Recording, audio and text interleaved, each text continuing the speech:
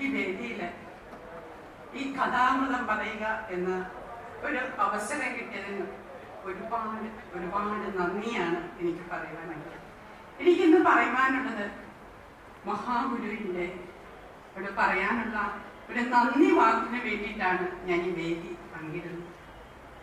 ഒരുപാട് കഥകളും അനുഭവങ്ങളും ഒക്കെ ലഭ്യമായ വാക്കുകളിലൂടെ മുഖരിതമായ ഈ വേദിയിൽ എനിക്ക് കിട്ടിയ അനുഗ്രഹം ഒന്നല്ല, ഒരുപാടുണ്ട്. എൻ്റെ സുഹൃത്തായ ദിനു സന്തോഷ് പറഞ്ഞതുപോലെ മഹാഗുരുവിൻ്റെ ദർശനം ലോകമെമ്പാടും വ്യാപിപ്പിക്കുക എന്ന ഉദ്ദേശത്തോടു കൂടി ഞങ്ങൾ നടത്തുന്ന ഒരു ശ്രമത്തിന്റെ ഭാഗമായി വീഡിയോ പ്രസന്റേഷൻ, അതായത് പ്രഭാഷണങ്ങൾ കേട്ടു മറന്നു പോകുന്ന വേദികളിലൂടെ കാണുമ്പോൾ ഉണ്ടാകുന്ന വേദനയിൽ നിന്നും നാഗമ്പടം ക്ഷേത്രം എന്ന ആ മഹാ അത്ഭുതത്തെ ലോകത്തേക്ക് തെളിയിച്ച് കാണിക്കുവാൻ കിട്ടിയ ഒരു മനസ്സിലേക്ക് വന്നിരിക്കുന്ന ഒരു ആശയമാണ് വീഡിയോ പ്രസന്റേഷൻ.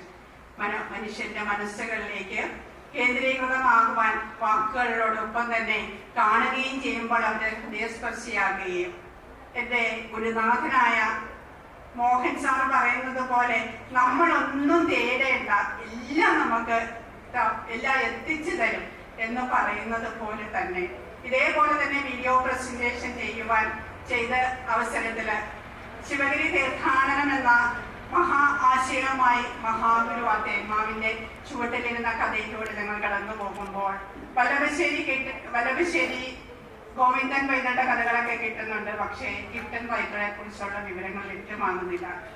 ഫെബ്രുവരി 7-ാം തീയതി ഞങ്ങളുടെ നാമക്കടം പ്രസന്റേഷൻ നടത്തേണ്ടതുണ്ട്. പക്ഷേ ഞങ്ങൾക്ക് ഡേറ്റ കിട്ടുന്നില്ല എന്ന സങ്കടത്തോടു കൂടിയാണ് ഞങ്ങൾ ആ പ്രസന്റേഷൻ നൽകുന്നത്. അന്ന് വൈകിട്ട് എനിക്കൊരു കോള് വരുന്നു. സലീം സാറിന്റെ മോളെ, കിട്ടൻ വൈദ്യരുടെ പെങ്ങളുടെ മോളാണ് എൻ്റെ ഭാര്യ, നിങ്ങൾക്ക് എന്താണ് വേണ്ടത് അതൊക്കെ ഞാനിവിടെ സ്വരൂപിച്ചിട്ടുണ്ട്, നീ ഒന്ന് വന്നാൽ മതി എന്ന് പറഞ്ഞ്. അപ്പോൾ ഞങ്ങൾ ചെല്ലുന്നത്, ഞാൻ തന്നെ വീട്ടിലേക്ക് ചെല്ലുമ്പോൾ പഴകി ധരിച്ച ഒരു ബുക്ക് ബാഗൊക്കെ ഇട്ടിട്ട് തന്നിട്ട് പറഞ്ഞ് നിങ്ങൾക്ക് കിട്ടേണ്ട ഡേറ്റാസ് ഇതിനകത്തുണ്ടോ എന്ന് നോക്കാം. അപ്പോൾ നോക്കുമ്പോൾ കിട്ടൻ വൈദ്യരുടെ കുടുംബത്തിന്റെ ചരിത്രവും ഒപ്പം തന്നെ കിട്ടൻ വൈദ്യർ എഴുതിയിട്ടുള്ള ശിവഗിരി തീർത്ഥാടനത്തിന്റെ അനുഭവ കഥകളും ഉൾപ്പെടെ ആ കുടുംബ ചരിത്രങ്ങളും എല്ലാം അടങ്ങിയിട്ടുള്ളതും ശംഖുവിന്റെ ചരിത്രങ്ങളും ഒക്കെ ആയിട്ടുള്ള ഒരു പഴകി ദ്രവിച്ച ഫോട്ടോകളാണ് ഞങ്ങൾക്ക് കിട്ടിയത്. ഇന്ന് ഞങ്ങൾക്ക് 7 മണിക്ക് മഹാഗുരു തന്നിരിക്കുന്ന ഒരു അനുഗ്രഹമാണ്. ഇന്ന് ഞങ്ങൾ 7 മണിക്ക് വീഡിയോ പ്രസന്റേഷനായിട്ട് ശിവഗിരി തീർത്ഥാടനത്തിന്റെ മഹാത്മ്യവും നാഗമ്പടം ക്ഷേത്രത്തിന്റെ ചരിത്രവുമായിട്ട് വീഡിയോ പ്രസന്റേഷൻ അവതരിപ്പിക്കുന്നത്. എല്ലാ സജ്ജനങ്ങളെയും ഞങ്ങൾ അതിലേക്ക് ക്ഷണിക്കുകയാണ്. ഇതിനോടൊപ്പം തന്നെ ഞാനൊന്ന് പറയട്ടെ, ഈശ്വര കാര്യാർത്ഥം സഞ്ചരിക്കുന്നവരെ ഈശ്വരൻ കാത്തുകൊള്ളുമെന്ന് പറയുന്നതിന് മറ്റൊരു ഉദാഹരണം കൂടിയുണ്ട്. മഹാഗുരുവിന്റെ മുൻപാകെ ഞങ്ങൾ ഏതോ ഒരു അദൃശ്യമായ ശക്തി എന്ന രീതിയിൽ ഞാനും എൻ്റെ സുഹൃത്ത് ദിനവും സന്തോഷവും പൊന്മണി എന്ന് പറയുന്ന സുഹൃത്തുക്കളെ ഒന്നിച്ചെന്ന് ഞങ്ങൾ ഒരു കുട്ടികളുടെ യാത്ര നടത്തി. വിവാര പാഠശാല യാത്രയോടൊപ്പം തന്നെ ഞങ്ങളുടെ ഗുരുനാഥനായ മോഹൻ സാറിനെ കൂടെ ചേർത്ത് വെച്ച്, അപ്പോൾ സാർ പല ആശയങ്ങളും പറഞ്ഞു. നിങ്ങൾ ശിവഗിരിയിൽ പോകുമ്പോൾ കുട്ടികളെ കണ്ടുപോകുകയല്ല ചെയ്യേണ്ടത്, അത് കണ്ട് മനസ്സിലാക്കി അവരുടെ ഹൃദയത്തിൽ സ്പർശിപ്പിക്കണം. അതുകൊണ്ട് നമുക്ക് ബ്രഹ്മശ്രീ സച്ചിദാനന്ദ സ്വാമിയെ ഒന്ന് കാണാൻ കിട്ടുമോ, കുട്ടികളുമായിട്ട് സംവാദം നടത്തുകയോ ചെയ്യുവാൻ സാഹചര്യം കിട്ടുവാണെങ്കിൽ നമുക്കതൊന്ന് നോക്കാം. അദ്ദേഹത്തിലൂടെ തന്നെ നമുക്ക് സച്ചിദാനന്ദ സ്വാമിയെ കാണുവാനും കുട്ടികളെ കണ്ട ആ സന്തോഷത്തിലും പരമാനന്ദത്തിലും ആ സ്വാമി ഒരുപാട് സമയം കുട്ടികളുമായി സംവദിക്കുവാനുള്ള അവസരവും സ്വാമിയോടൊരു നന്ദി പറയുവാൻ എങ്ങനെ വാക്കുകൾ കൊണ്ട് പറയണമെന്ന് അറിയാൻ പാടില്ലാതെ എൻ്റെ തൊണ്ടയില് എൻ്റെ നാവില് വന്നിരിക്കുന്ന ആ സരസ്വതിയെ എനിക്ക് ഗദ്ഗതമായിട്ട് പുറത്തേക്ക് വരികയായിരുന്നു. അത് സന്തോഷം കൊണ്ട് പിന്നീട് വന്നിരിക്കുന്ന തുടർന്ന് സ്വാമിയുമായിട്ടുള്ള ബന്ധം തുടർന്നു പോകുവാൻ സാധിക്കുകയും ഒരു സുപ്രഭാതത്തിൽ പറയുന്നു, മഹാകവി കുമാരനാശാന്റെ ദേഹവിയോഗ ശതാബ്ദി ആഘോഷങ്ങൾ ശിവഗിരിയിൽ നടക്കുന്നുണ്ട്. എല്ലാ മാസവും 16-ാം തീയതി നിങ്ങൾ കൂടി വരുന്നോ എന്ന് പറഞ്ഞിട്ട് ഞങ്ങൾ ഞാനും ദിനു സന്തോഷും എൻ്റെ സഹോദരിയായ ചേച്ചിയും കൂടെ ഞങ്ങളിവിടെ ശിവഗിരിയിൽ വരുന്നു. അങ്ങനെ വന്നു കഴിഞ്ഞ് സ്വാമിയെ കണ്ട് സംസാരിക്കുകയും അതിൽ പങ്കെടുത്ത് തിരികെ പോരുമ്പോൾ പറയുന്നു, നിങ്ങൾ വരുന്നു കോട്ടയത്ത്, ഞാൻ എന്നോടൊപ്പം പോരുന്നു. പോകുന്ന യാത്രാവേളയിൽ പറയുന്നു, അതിനിടയിൽ തന്നെ ഗുരുവിന്റെ പല പല രൂപങ്ങൾ കാണുവാൻ സാധിക്കുന്നുണ്ട്. ഇത് പല രൂപങ്ങളിലും ഭാവങ്ങളിലാണ് മഹാഗുരു നമ്മുടെ മുന്നിൽ പ്രത്യക്ഷപ്പെടുന്നതെന്ന് മനസ്സിലാക്കാൻ സാധിച്ചു. ആ സമയത്ത് ചാണ്ടി ഉമ്മൻ ഇവിടെ വന്നിട്ടുണ്ട്. അവിടെ ചെന്ന് സുഹൃത്ത് ചോദിച്ച്, സാറെന്താ ഇവിടെയും ചോദിച്ചു. പറഞ്ഞു, വത്തിക്കാനിൽ പോകാനുള്ള യാത്രയുടെ ആലോചനാ യോഗം കൂടുകയാണ്, അത് കഴിഞ്ഞിട്ട് അറിഞ്ഞു. അപ്പോഴാണ് ഞങ്ങൾ അറിയുന്നത് അവിടെ വത്തിക്കാൻ യാത്രയുണ്ടെന്ന്. അതിനുശേഷം സ്വാമി തന്നെ ഞങ്ങളെ യാത്രയിൽ കൊണ്ടുപോകവേ, നിങ്ങൾ വരുന്നോ നിങ്ങളോടൊപ്പം എന്ന് ചോദിക്കുകയും എന്റെ മനസ്സിലേക്ക് ഒരു സ്പാർക്ക് പോലെ വരുന്നു. വരാനുള്ള യാതൊരുവിധ ചിന്തകളുമില്ല, എങ്ങനെ പോകുമെന്നറിയില്ല എന്ന സങ്കടമില്ല, പോകാൻ സാധിക്കില്ല എന്ന് തന്നെ ഉറപ്പിക്കുകയും എന്റെ സഹോദരിയുടെ തുടർച്ചയായിട്ടുള്ള സമ്മർദ്ദത്തിന് വിധേയമായിട്ട് ഞാൻ ആ ഒരു 10 ദിവസത്തെ സ്വർഗയാത്ര, ഇനി ഭൂമിയിൽ മറ്റൊരു സ്വർഗമുണ്ടെന്ന് ഞാൻ ചിന്തിക്കുന്നില്ല. മഹാഗുരു കാട്ടി തന്നിരിക്കുന്ന പല പല ബ്രഹ്മശ്രീ സച്ചിദാനന്ദ സ്വാമികളുടെയും അതേപോലെ തന്നെ എന്റെ മോഹൻ സാറിനോടൊപ്പം തന്നെയും അതുപോലെ തന്നെ ചാണ്ടി ഉമ്മൻ സാറിനോടൊപ്പം അങ്ങനെ വിവിധങ്ങളായിട്ടുള്ള വ്യക്തികളെ മഹാഗുരുവിന്റെ പ്രതിരൂപങ്ങളായിട്ട് ഞാൻ കാണും. ഇപ്പോൾ ഞങ്ങൾ വീഡിയോ പ്രസന്റേഷൻ ചെയ്യുവാനായിട്ട് അനുവാദം നൽകുമ്പോൾ നമുക്ക് അജയൻ സാറാണ് എനിക്ക് ആവശ്യമുള്ള എല്ലാ സപ്പോർട്ടുകളും ചെയ്തുകൊണ്ടിരിക്കുന്നത്. എന്താ വേണ്ടതെന്ന് ചോദിച്ചോണ്ടിരുന്നത്. ഇതൊക്കെ ഞങ്ങൾ ഗുരുവിന്റെ മറ്റു രൂപങ്ങളായിട്ടാണ് കാണുന്നത്. അങ്ങനെ ഞാൻ വത്തിക്കാനിലേക്ക് പോകാനുള്ള തീരുമാനമെടുക്കുന്നു. പേപ്പറുകളൊക്കെ 4 ദിവസം കൊണ്ട് റെഡിയാകുകയും പാസ്പോർട്ട് നിങ്ങൾക്ക് പാസ്പോർട്ട് ഉണ്ടെങ്കിൽ നിങ്ങളെ കൊണ്ടുപോകാം എന്നാ പറയും. പാസ്പോർട്ട്, അതായത് എന്റെ മകൻ വിദേശ യാത്രയ്ക്ക് പോകണമെങ്കിൽ 18 വയസ്സ് പൂർത്തിയാകാത്ത പുത്രനായതുകൊണ്ട് അമ്മയുടെ പാസ്പോർട്ടിന്റെ സപ്പോർട്ടോടുകൂടി മാത്രമേ യാത്ര ചെയ്യാൻ സാധിക്കുള്ളൂ എന്നതുകൊണ്ട് മാത്രം പാസ്പോർട്ട് എടുത്ത് കൈവച്ച് ഞാൻ ആ പാസ്പോർട്ട് പ്രയോജനകരമായി മഹാഗുരു. അപ്പോഴും ഞാൻ വീണ്ടും ചിന്തിക്കുന്നത് എന്റെ മോഹൻ സാറിന്റെ ചിന്തകളാണ്. അതിന് നമ്മളൊന്നും ചിന്തിക്കേണ്ട, അത് ഭഗവാൻ നമുക്ക് എന്തൊക്കെ തരുന്നുണ്ടോ ആ തരേണ്ടതൊക്കെ അതായത് നമുക്ക് മുന്നൊരുക്കങ്ങളായിട്ട് തന്നിട്ടുണ്ടാകും. അതായിരിക്കാം അത്രയും നാളുകൾക്ക് മുമ്പ് മോന് വേണ്ടിയിട്ട് എടുത്തു വെച്ച പാസ്പോർട്ട് ഇവിടെ പ്രയോജനകരമായി എന്നുള്ളതാണ് സത്യം. അങ്ങനെ ഞങ്ങൾ വത്തിക്കാൻ യാത്ര പുറപ്പെട്ടു. ആ യാത്ര പുറപ്പെട്ടതിന് ശേഷം യാത്രയിലെ ഉടനീളം വളരെ സന്തോഷകരമായ യാത്രയായിരുന്നു. അതുവരെയും വിദേശ യാത്ര നടക്കാത്ത ഞാൻ ഒരു സ്വർഗയാത്ര പോലെയാണ് സഞ്ചരിക്കവേ. അവിടെ ചെന്നതിന് ശേഷം സഭമത സമ്മേളനത്തിന്റെ ശതാബ്ദി ആഘോഷവേളയിൽ എത്തപ്പെടുന്നതിനുള്ള ഒരു യാത്രയിൽ ഒരു വലിയ സംഭവം ഉണ്ടായിട്ടോ. അതായത് ഞാൻ ഈ വേദിയോട് നന്ദി പറയുവാൻ വേണ്ടിയിട്ടാണ് മഹാഗുരുവിന് ഇതുപോലെ തന്നെ ശാന്താമഠത്തിന്റെ വശത്ത് നിന്നുകൊണ്ട് തന്നെയാണ് സച്ചിദാനന്ദ സ്വാമി യാത്രയെ കുറിച്ച് പറയുകയും വീണ്ടും ഞാൻ ഈ ഭാഗത്ത് നിന്നുകൊണ്ട് നന്ദി പറയുകയാണ്. അന്ന് ഞങ്ങൾ പോകുന്ന വേളയിൽ ഡോക്ടർ യശോധരൻ സാറ് എനിക്കൊരു ബുക്ക്ലെറ്റ് തന്നിട്ട് പറഞ്ഞു, മോളെ ഇതാ വത്തിക്കാൻ വേദിയിൽ വെച്ചിട്ട് വരുന്ന ജനങ്ങൾക്ക് വിതരണം ചെയ്യാനുണ്ട്, മോള് സൂക്ഷിക്കുക, മോള് തന്നെ വിതരണം ചെയ്യണം. അതൊരു ബാഗ് എൻ്റെ കയ്യിലുണ്ടായിരുന്നു. ശരിക്കും പറഞ്ഞാൽ പെട്ടെന്ന് തന്നെ ഇവിടുന്ന് വരുന്ന അജയൻ സാറിനെ റിപ്പീറ്റ് ചെയ്തിരിക്കുന്ന കോളും ഇതുമെല്ലാം കൂടെ വന്ന് ബാഗ് വെച്ചിട്ട് മറന്നുപോയിട്ടോ. ആ മറന്നുപോയി പെട്ടെന്ന് വാഹനത്തിൽ കയറി ഞങ്ങൾ തിരിച്ച് സർവമത സമ്മേളനം നടക്കുന്ന ഓഡിറ്റോറിയത്തിൽ എത്താനായിട്ട് ഒരു ടേണിംഗ് ആയിട്ടുള്ളൂ. അപ്പോഴാണിക്കൂ ഞാൻ ബാഗ് മറന്നുപോയി എന്ന് പറയുന്നു. ആ ബാഗ് മറന്നുപോയി എന്ന് പറയുമ്പോൾ പറഞ്ഞത് അതാണ്, ജസ്റ്റ് ഒന്ന് ടേൺ ചെയ്തത്, അതാണ് നമ്മുടെ താമസിക്കുന്ന സ്ഥലം, അങ്ങോട്ട് ചേച്ചി എടുത്തോളൂ എന്ന് പറഞ്ഞിട്ട് സച്ചിദാനന്ദ സ്വാമിയുടെ ശിഷ്യയായ ഗുരുദർശന രത്നയുടെ ഹസ്ബൻഡ് പറഞ്ഞു ചേച്ചി എടുത്തോളൂ എന്ന് പറഞ്ഞു. പക്ഷെ എനിക്ക് സത്യം പറഞ്ഞാല് വണ്ടിയിൽ നിന്ന് ഇറങ്ങി അവർ ജസ്റ്റ് അതായിട്ട് എടുക്കാൻ ചെല്ലുന്ന സമയം കൊണ്ട് ഇവരെന്നെ വെയിറ്റ് ചെയ്യുന്നതാണ്. ഞാൻ അറിയുന്നില്ലല്ലോ, കേരളം പോലെ അല്ല ഇതെന്ന്. പെട്ടെന്ന് തന്നെ ഈ വാഹനം വിട്ടുപോവുകയാണ് ചെയ്തത്. ശരിക്കും പറഞ്ഞു ഞാനങ്ങ് സ്തംഭിച്ചു നിന്നുട്ടോ. അതിനുശേഷം വഴി ക്രോസ് ചെയ്യുമ്പോൾ എനിക്ക് ഒരു സ്ഥലവും പരിചയമില്ല. എങ്ങോട്ട് പോകണമെന്ന യാത്രയിൽ വളരെ സങ്കടത്തോടെ ഞാൻ ആ ഹോസ്റ്റലും കഴിഞ്ഞ് മുന്നോട്ട് വഴി അറിയാൻ മേലാത്ത ടെൻഷനും കടുത്ത തണുപ്പില് ഞാൻ വെട്ടി വിയർക്കുന്ന ഒരു ഭാഗമായിരുന്നു. അതായത് ഹോസ്റ്റലും കഴിഞ്ഞ് ഞാൻ വഴി അറിയാതെ മുന്നോട്ട് പോവുകയാണ്. അപ്പോഴാണ് എൻ്റെ ഫോണിൽ ഒരു വൈഫൈ കണക്ഷൻ ഉണ്ടായിരുന്നില്ല.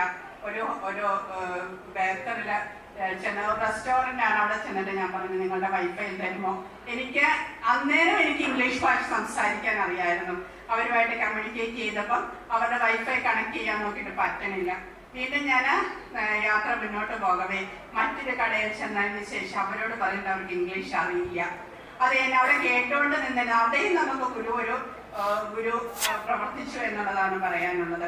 അവിടെ കണ്ടു വന്നിരുന്ന ഒരു കസ്റ്റമർക്ക് ഇംഗ്ലീഷ് അറിയാമായിരുന്നു. അവര് എന്നെ കണക്ട് ചെയ്ത് അവിടെ എത്തിക്കുകയും ആ ഹോസ്റ്റലിൽ എത്തിക്കുമ്പോൾ അവിടെ വന്നിരുന്ന എല്ലാവരും യാത്രയായിരുന്നു. ശരിക്കും പറഞ്ഞാൽ ഞാൻ ഉദ്ദേശിച്ച ലക്ഷ്യം എന്ന് പറയുന്നത് മാർപ്പാപ്പയെ കാണാനും ആ സമ്മേളനത്തിൽ പങ്കെടുക്കുവാനുമായിരുന്നു ഞാൻ വന്നത്. പക്ഷേ എല്ലാവരും പോയി. ആ സമയത്ത് എനിക്ക് എങ്ങനെയെങ്കിലും അവിടെ നിർത്തണമെന്നുള്ള ആവശ്യം ഉന്നയിച്ചു കഴിഞ്ഞപ്പം അവരവിടെ ഒരു സിസ്റ്റർമാരുടെ ഒരു സെക്ഷനാണ് ഞങ്ങൾക്ക് അക്കോമഡേഷൻ തന്നെ. അവർ പറഞ്ഞു, ഞങ്ങൾ പോലും മാർപ്പാപ്പയെ വർഷങ്ങളായി ഇവിടെ താമസിക്കും, ഞങ്ങൾ കണ്ടിട്ടില്ല. അവിടെ ആ ഒരു സ്ഥലത്തേക്ക് എത്തിപ്പെടാൻ പോലും സാധ്യമാകത്തില്ല, പിന്നെ എങ്ങനെ ഞങ്ങൾ വരും എന്ന് കൊണ്ടാക്കും. ഞാൻ പറഞ്ഞു, എങ്ങനെയെങ്കിലും എന്നെ എത്തിച്ചാൽ മതി. അവർ പലതരത്തിലുള്ള വാഹനങ്ങൾ ശ്രദ്ധയിൽ തൊട്ടിട്ട് യാതൊരു രക്ഷയുമില്ല. ആ സമയത്ത് വീണ്ടും ദൈവദൂതനെ പോലെ 2 അച്ഛൻ പട്ടത്തിന് പഠിക്കുന്ന 2 വിദ്യാർത്ഥികൾ അവിടെ ചെമ്മാച്ചന്മാരവിടെ വന്നു. അവരുടെ കാര്യങ്ങൾ പറഞ്ഞു കഴിഞ്ഞപ്പോൾ പറഞ്ഞത്, ഞങ്ങളും കണ്ടിട്ടില്ല, പക്ഷെ ഒരു കാര്യം ചെയ്യാം, ഞങ്ങൾ ആ ഗേറ്റിന്റെ അവിടെ വരെ എത്തിക്കാമെന്ന് പറഞ്ഞു. ആ ഗേറ്റ് ആ സമയത്ത് തന്നെ അവിടെ അടുത്ത അദ്ദേഹത്തിന്റെ പേര് ഞാൻ മറന്നുപോയി, അച്ഛൻ പട്ടത്തിന് വേണ്ടിയിട്ട് ഉണ്ടായിരുന്ന അദ്ദേഹത്തിനെ വിളിക്കുകയും ആ ഫോട്ടോ എടുത്ത് ഞങ്ങൾ കാണിച്ചു പോകാനുള്ള ആളിനെ കുറിച്ചും ഒക്കെ വിശദാംശങ്ങൾ കാണിച്ചു കഴിഞ്ഞപ്പോൾ അദ്ദേഹത്തിനെ വിളിക്കുകയും അദ്ദേഹം തന്നെ വാഹനത്തിൽ ഗേറ്റിന് നിങ്ങൾ വന്നോളൂ, ഗേറ്റിന്റെ അവിടെ എൻട്രൻസിന്റെ അവിടെ വന്നു, അവിടെ നിന്ന് നിങ്ങളെ കൊണ്ടുപോകാനായിട്ട് ഞാൻ വരുമെന്ന് പറഞ്ഞു. ഞാൻ ശ്രദ്ധിച്ചു കഴിഞ്ഞപ്പോഴാണ് പൂവക്കാടൻ അച്ഛൻ കേട്ടോ. ആ പൂവക്കാടൻ അച്ഛൻ തന്നെ ഡ്രൈവ് ചെയ്ത് ഗേറ്റിന്റെ അവിടെ വരുന്നു. എന്നെ മാത്രം പിക്ക് ചെയ്ത് പോകുന്ന വഴിയിലൂടെ എന്നോട് സംസാരിക്കുന്നു. മോൾ എവിടെയുള്ളതാണ്? കോട്ടയംകാരിയാണ് ഞാൻ, ചങ്ങനാശ്ശേരിക്കാരനാണ് എന്ന് പറഞ്ഞ് വിശദമായ കാര്യങ്ങൾ പറയുമ്പോൾ ഓരോ റൂട്ടിലും ഞാൻ കണ്ടത് സല്യൂട്ട് അടിച്ച് പോകുന്ന സെക്യൂരിറ്റി ജീവനക്കാർ, ഇത് പ്രൈം മിനിസ്റ്റർക്ക് കൊടുക്കുന്ന എസ്കോർട്ട് കൊടുത്ത് സെക്യൂരിറ്റി പോകുന്ന കാഴ്ചകളാണ് ഞാൻ ഓർത്ത് ഇത്രയും വലിയൊരു ആളെ ആ ഡ്രൈവറായിട്ട് വിട്ടിരിക്കുന്നു എന്ന് ഞാൻ ചിന്തിച്ചു കഴിഞ്ഞപ്പം പറഞ്ഞു, മോളെ വേഗം നിന്റെ ലഗേജൊക്കെ മാറ്റി വെച്ചിട്ട് വേഗം വരുമെന്ന് പറഞ്ഞു. അവിടെ ഞാൻ കറക്റ്റ് ചെല്ലുമ്പോൾ കാണുന്നത് പൂവക്കാടൻ അച്ഛനാണ്, അവിടുത്തെ പ്രധാന അതിഥിയായി. ആ അതിഥി പരിപാടി പ്രോഗ്രാം നടക്കാനുള്ള ഒരു വേദിയിൽ നിന്നാണ് അദ്ദേഹം എന്നെ പിക്ക് ചെയ്യാനായിട്ട് സ്വന്തം കാറിൽ വന്ന് എന്നെ പിക്ക് ചെയ്ത് അവിടെ കൊണ്ടുപോയി എന്നുള്ളതാണ് സത്യം. അത് കണ്ടു കഴിഞ്ഞപ്പോഴാണ് എന്റെ മനസ്സിലുണ്ടായ മഹാഗുരു. ഞാൻ അവിടെ കാലുകൾ തൊട്ട് വന്നിച്ചിട്ട് ഞാൻ പറഞ്ഞത് ഇതാണ്, അച്ഛോ എനിക്കറിയില്ല, ഞാൻ എൻ്റെ മഹാഗുരുവിനെ നേരിൽ കാണുവാൻ സാധിച്ചു. എൻ്റെ ഗുരുവാണ് അങ്ങ്, എൻ്റെ മഹാഗുരു പൂവക്കാടൻ അച്ഛനായിട്ട് പ്രത്യക്ഷപ്പെട്ടിരിക്കുകയാണെന്ന് ഞാൻ പറഞ്ഞു. അതിനുശേഷം പിന്നീട് സർവമത സമ്മേളന വേദിയിലേക്ക് ഞങ്ങളെ കൊണ്ടുപോകുമ്പോൾ ഒരു നിമിഷം ഞാനൊന്ന് ആഗ്രഹിച്ചതൊന്ന് കണ്ടല്ലോ, എന്നാൽ എനിക്ക് ആ വേദിയിലെ പോഡിയത്തിലൊന്ന് പിടിച്ചു നിന്ന് 1 സെക്കൻഡ് സമയം നിൽക്കണമെന്ന് പറയുന്ന സമയത്ത് മറ്റൊരു ദൈവദൂതനെ പോലെ ചാണ്ടി ഉമ്മൻ വന്നിട്ട് പറയുന്നു, നിങ്ങൾക്ക് 3 മിനിറ്റ് സമയം സംസാരിക്കാൻ അവസരം തരാമെന്ന്. ആദ്യത്തെ ഗുരുദർശന രഹനയുടെ സംസാരം കേട്ടപ്പോൾ എനിക്ക് ധൈര്യമായി, എനിക്കും സംസാരിക്കാനാകും. എൻ്റെ ഒരു ആഗ്രഹം മഹാഗുരു മനസ്സിലാക്കിക്കൊണ്ട് പറഞ്ഞതാണ്, ഈ പോഡിയത്തെ പിടിക്കാനെന്ന 1 സെക്കൻഡ് സമയമാണല്ലോ ചോദിച്ചത്. ഗുരു എന്താണ് ഒന്ന് ചോദിച്ചാൽ 1000 മടങ്ങ് നമുക്ക് തരുമെന്നുള്ളതിന്റെ നേർചിത്രമാണ് ഞാൻ കണ്ടത്. ഞാൻ അവിടെ നിന്ന് സംസാരിച്ച് ലോക സർവമത സമ്മേളന വേദിയിലെ വത്തിക്കാനിലെ വേദിയിലെ പോഡിയത്തിൽ നിന്നുകൊണ്ട് 1 മിനിറ്റ് സംസാരിക്കാൻ സമയം കിട്ടുക എന്ന് പറയുന്നത് വലിയൊരു അനുഗ്രഹമാവുകയും ചെയ്തു. വിദേശയാത്രയൊന്നും ചെയ്യാത്ത ഞാൻ 6 രാജ്യങ്ങളിലൂടെ കടന്നു പോകുവാനായിട്ട് മഹാഗുരു അതിനൊരു വേദിയും തന്നു. അങ്ങനെ ഞങ്ങൾ സന്തോഷപുരസരം 12 ദിവസത്തെ യാത്രയിലൂടെ സഞ്ചരിക്കുകയും അതിനുശേഷം പ്രൈം മിനിസ്റ്ററുടെ അതും ഇതുപോലെ തന്നെ സർവമത സമ്മേളനത്തിന്റെ ശതാബ്ദി ആഘോഷത്തിന് ന്യൂഡൽഹിയിൽ നടത്തിയ വിജ്ഞാന ഭവനിൽ നടത്തിയ പ്രോഗ്രാമിലും പങ്കെടുക്കുവാനുള്ള മഹാഗുരുവിന്റെ അനുഗ്രഹം കിട്ടി എന്നുള്ളതാണ്. എനിക്ക് ഈ അനുഗ്രഹങ്ങളൊക്കെ മാനിച്ചു തരുമ്പോഴും ഞാൻ എന്താണ് പറയേണ്ടത്? എന്റെ ഗുരുനാഥൻ പറയുന്നത് പോലെ, നീ ഒന്നും ചോദിക്കേണ്ട, രേതസ്സു തന്നെ ഇത് രക്തമോടും കലർന്നു നാദം തിരണ്ടൊരുവതായി നടുവിൽ കിടന്ന്. അന്ന് നിന്നെ ചേർത്ത് വെക്കുന്ന സമയത്ത് അതൊരു നാദമായി മാറിയിട്ടുണ്ടെങ്കിൽ ആ നാദത്തിനോട് നമ്മുടെ അച്ഛനോടും അമ്മയോടും നമ്മളൊന്നും ആവശ്യപ്പെടേണ്ട കാര്യമില്ല. തരുന്ന ഓരോന്നിനും നന്ദി പറയുക. ഒരു മണി ചോറ് നീ കയ്യിലെടുക്കുന്ന സമയത്ത് ഈ ചോറുണ്ടാക്കുന്നതിന് തൊട്ട് മുൻപേ അതിന്റെ പിന്നണി പ്രവർത്തകരെ നീ ഒന്ന് ഓർക്കൂ. അതിനൊരു മുന്നൊരുക്കങ്ങൾ നടത്തുന്നതുണ്ട് എന്നതുകൂടെ നീ ഓർക്കണം. അതാണ് എനിക്കിവിടെ പറയാനുള്ള. നന്ദി പ്രകാശമാണ് മഹാഗുരുവിന്റെ മുൻപാകെ കോടി പ്രണാമങ്ങൾ അർപ്പിച്ചുകൊണ്ട് എനിക്ക് ഇതിനായിട്ട് അവസരം തന്നിരിക്കുന്ന ബ്രഹ്മശ്രീ സച്ചിദാനന്ദ സ്വാമികളും ആ ശിഷ്യ പരമ്പരകളുടെയും മുൻപാകെ ഈ ഭജനാമൃതത്തിന് ഗുരുകഥാമൃതത്തിന് കിട്ടിയ അനുഗ്രഹ മനസ്സിന് കോടി നന്ദി അർപ്പിച്ചുകൊണ്ട് നിർത്തട്ടെ. നന്ദി, നമസ്തേ.